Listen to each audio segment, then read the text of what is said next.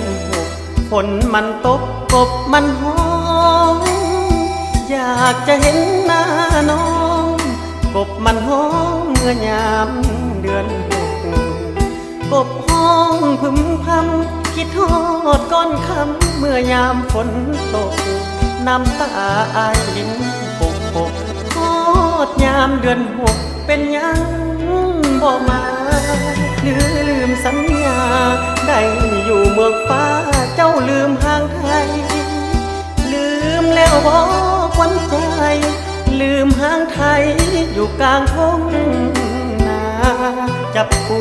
จับหอยเขียดน้อยต้มอยู่เที่ยงนาลืมแล้วบอกเก่งป่าอยู่เที่ยงนายามฝนตกลินถ้าน้องได้ยิน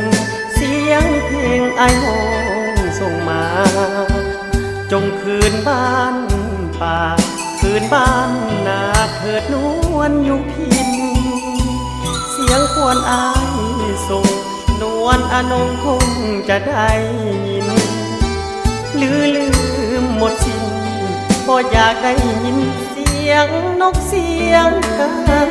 เมื่อยามเดือนหกฝนมันตกคิดทอดนวลน้องตอนจับปูอยู่ในน้องปูนี่น้องกองกบตุ่มกาอายยังได้ซอยเอาปูน้อยออกให้ควันตาน้องจงกลับคืนมาจับเขียดจะนาอยู่บ้าน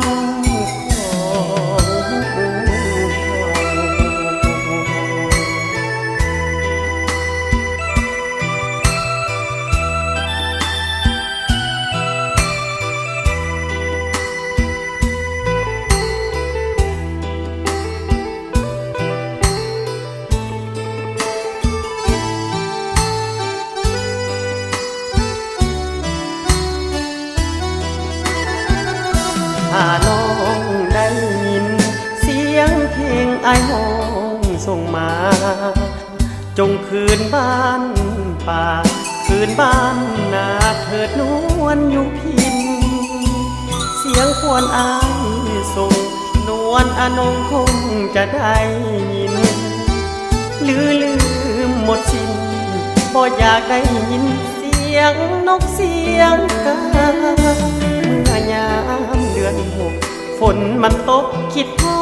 ดนวลน้องตอนจับปูอยู่ในน้องปูนี่น้องกองกบตุ่มกาอายยังได้ซอยเอาปูน้อยออกให้ควันตาน้องจงกลับคืนมาจับเขียดจะนาอยู่บ้าน